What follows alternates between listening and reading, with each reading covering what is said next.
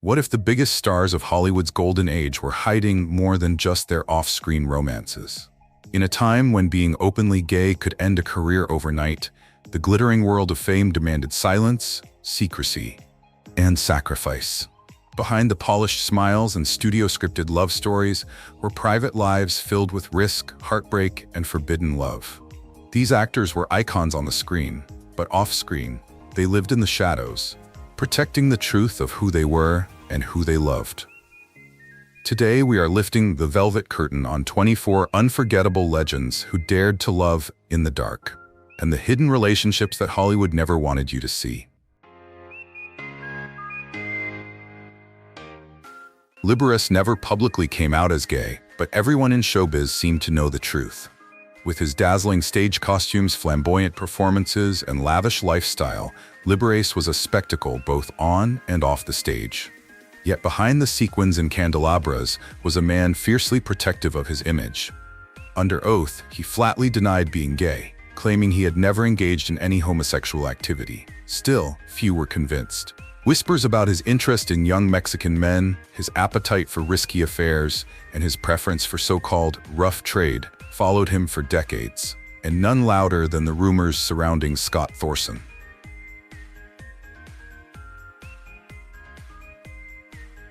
Thorson was just 18 when Liberace hired him to be his personal friend and companion. Many believe their relationship went far deeper, lasting 5 years and filled with both glamour and tension. Their story became the focus of the HBO biopic Behind the Candelabra, with Michael Douglas portraying Liberace and Matt Damon as Thorson, a film that peeled back the layers of denial Liberace had carefully maintained. But even as the world speculated, Liberace stuck to his script. He filed a lawsuit against the Daily Mirror for implying he was gay, and later found himself sued for $113 million in palimony by Thorson after letting him go. In both cases, Liberace denied everything, insisting Thorson was never his lover. It was not until years after his passing that the curtain truly lifted.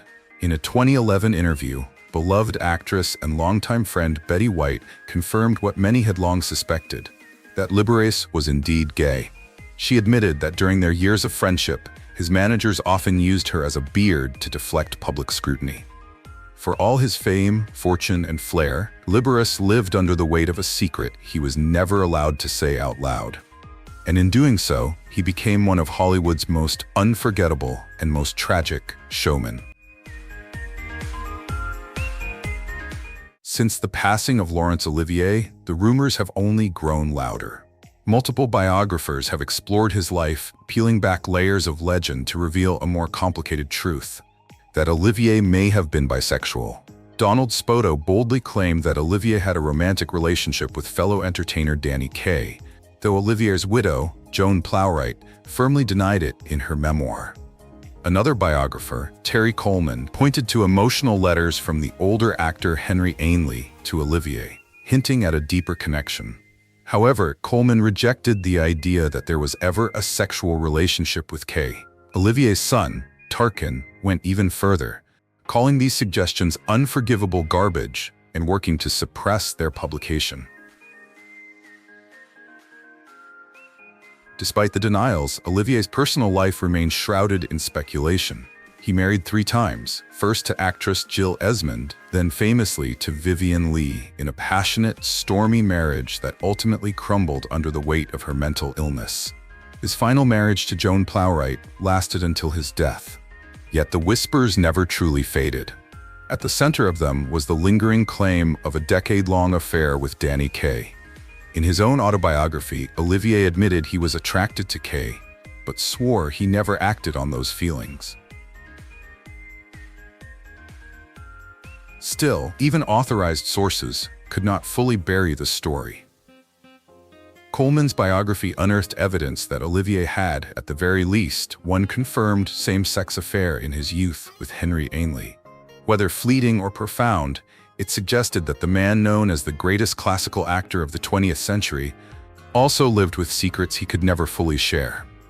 For all his accolades and performances, Laurence Olivier's private life remains as layered and dramatic as the characters he brought to life on stage.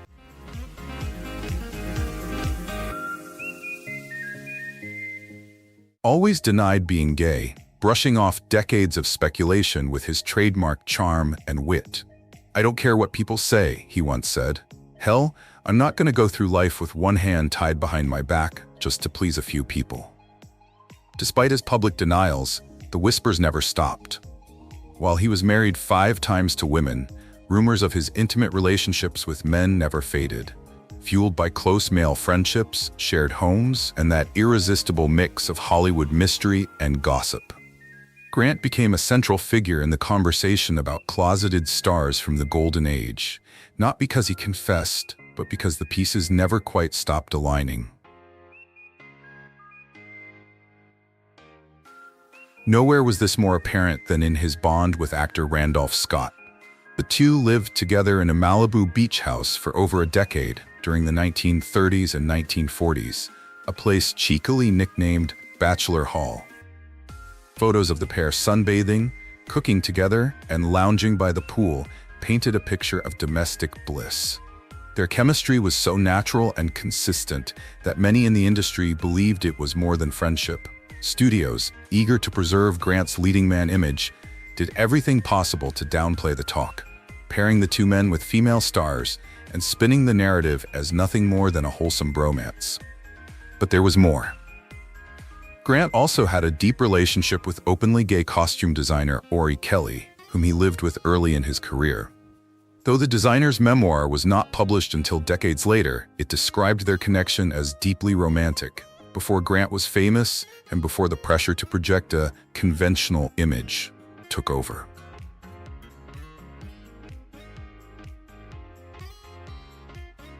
Further adding to the intrigue was actor and Hollywood fixer Scotty Bowers, who claimed in his memoir Full Service to have arranged same-sex encounters for Grant and other closeted stars. While Bowers' stories have been met with skepticism, they helped paint a broader picture of the hidden lives behind the camera. Grant's marriages, particularly his first to Virginia Cherrill, also fed the rumors. Cherrill described him as distant and controlling, traits some have interpreted as signs of inner conflict. Divorce records reportedly even hinted at intimate connections with men, though nothing was ever definitively confirmed. Still, even in silence, Cary Grant's private life continues to be one of the most fascinating and enigmatic tales in Hollywood history.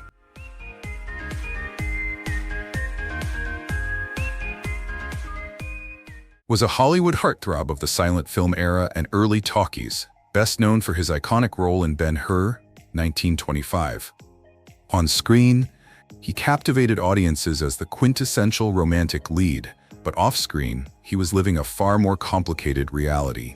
In an era when being gay was not just taboo but dangerous, Novarro carefully protected his personal life. His relationships with men were an open secret among Hollywood insiders, yet he maintained a public image that aligned with society's rigid expectations. Behind the fame, he carried the burden of hiding who he truly was, even as he built quiet, meaningful relationships within his inner circle. Those who knew Novarro personally later spoke of the quiet tension he lived with, the pressure of maintaining his career while keeping his truth in the shadows.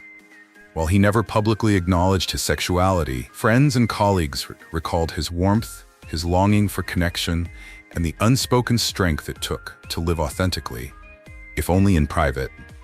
In a world that demanded conformity, Novarro chose discretion over denial, walking a tightrope between fame and freedom. Tragically, his private life became front-page news for the worst possible reason. In 1968, Novarro was brutally murdered in his own home by 2 young men during a robbery. The media quickly seized on his sexuality, sensationalizing the crime and overshadowing his legacy as a talented performer.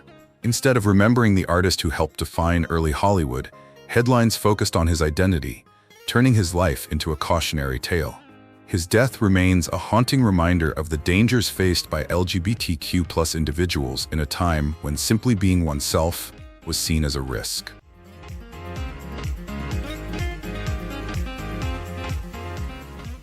Bisexuality, though never publicly acknowledged in his lifetime, was widely known among his peers and is now largely accepted by Hollywood historians. His complex identity remained hidden behind the curtain of fame, but whispers about his private life eventually surfaced. In his memoir Full Service, Hollywood procurer Scotty Bowers claimed that Laughton was deeply in love with actor Tyrone Power, and that, for a time, his intimate life was exclusively homosexual. While married to actress Elsa Lanchester, Laughton quietly wrestled with his truth, living two lives, one for the public and one that only a select few ever saw. Over time, the emotional core of his life began to shift. He started to accept his sexuality, something he had kept buried since the 1920s. As he embraced this hidden part of himself, Laughton entered into meaningful relationships with men, no longer just fleeting encounters, but lasting connections that brought him a sense of belonging. Alongside this personal evolution, he found new purpose in sharing his knowledge. He became a mentor in Los Angeles, teaching students who included legends like Marilyn Monroe and Shelley Winters, shaping the next generation of performers with the wisdom of someone who had seen and hidden so much.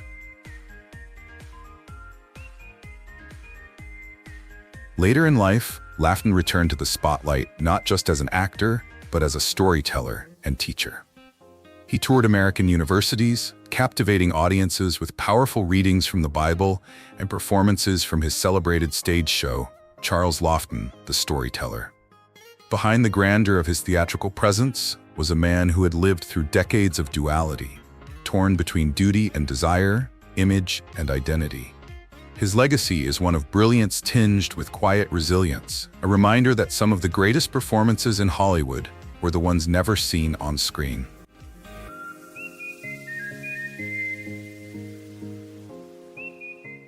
The ultimate rebel of the 1950s, lived fast, felt deeply, and refused to fit neatly into any box, on screen or off. While America saw him as the brooding heartthrob of Rebel Without a Cause, those closest to him knew there was more behind the cool exterior. His bisexuality was an open secret among his inner circle, with quiet conversations swirling about his relationships with both men and women. Dean's magnetic presence drew admirers from all sides of Hollywood, including powerful men who were captivated not only by his talent, but by the quiet storm he carried within.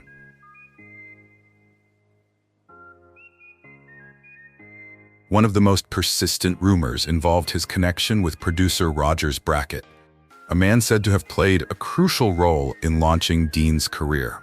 Their bond was described as both personal and professional, with Brackett reportedly mentoring Dean during his early days in New York. Whether romantic or simply rooted in deep trust, the relationship fueled decades of speculation, not that Dean ever felt the need to explain himself. His carefully guarded mystique only added to his legend, making him one of the few stars who could remain elusive while being completely unforgettable.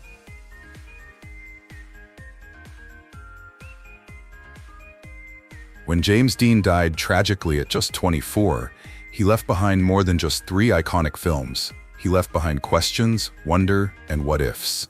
What truths might he have shared had he lived longer?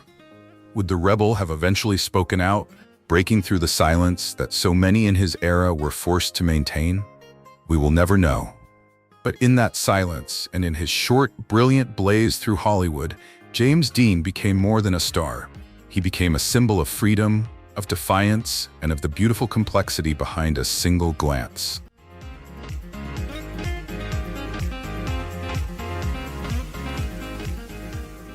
Was the epitome of Hollywood masculinity, tall, handsome, effortlessly charming, and the romantic lead of countless silver screen fantasies.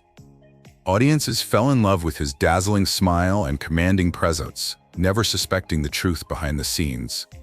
While he was often seen on the arms of glamorous actresses, those relationships were crafted for the cameras. In reality, Hudson was involved with men throughout his life, his sexuality an open secret within Hollywood's inner circles.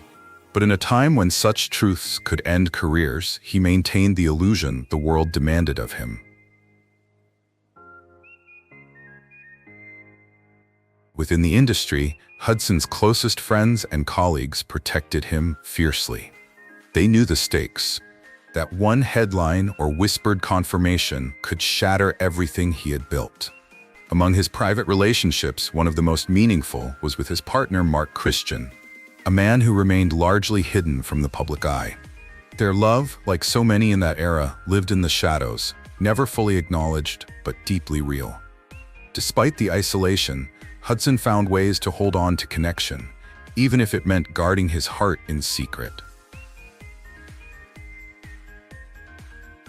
The veil was finally lifted in the 1980s, not by choice, but by circumstance. When Hudson was diagnosed with AIDS, the world was forced to confront both his private truth and the brutal reality of the epidemic. His death in 1985 made him one of the first major celebrities to lose his life to the disease, and it changed everything. Suddenly, the conversation shifted. Silence turned to advocacy, stigma gave way to awareness, and the man once known only for his leading roles became a powerful symbol in the fight for compassion and truth.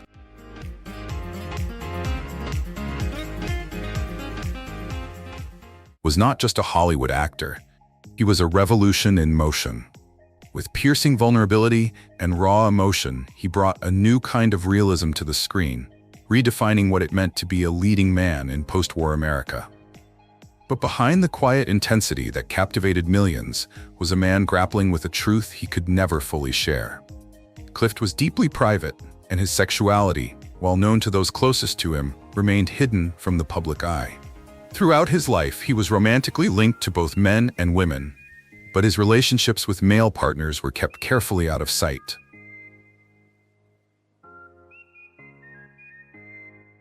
One of the brightest lights in Clift's often shadowed world was his friendship with Elizabeth Taylor. Their bond was more than Hollywood glamour. It was a rare, soul-deep connection rooted in trust and loyalty.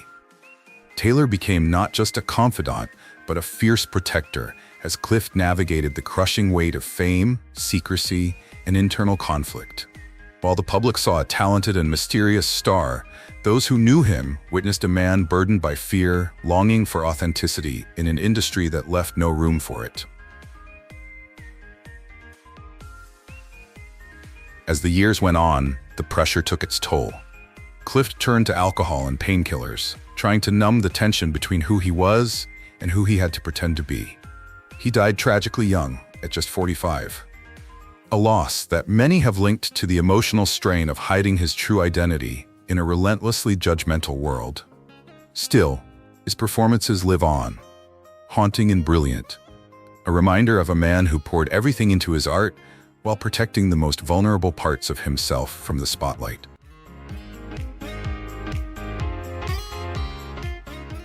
Will forever be etched into film history as Norman Bates, the chilling, tortured soul at the heart of Psycho. But off-screen, Perkins lived a life just as complex and layered as any of his most iconic roles. Publicly, he was the devoted husband to photographer Barry Berenson. Privately, he maintained intimate relationships with men, including a rumored affair with dancer and choreographer Rudolf Nureyev. Within Hollywood circles, his bisexuality was an open secret, whispered about but never openly discussed. Like so many of his generation, Perkins was forced to walk a delicate line between personal truth and professional survival.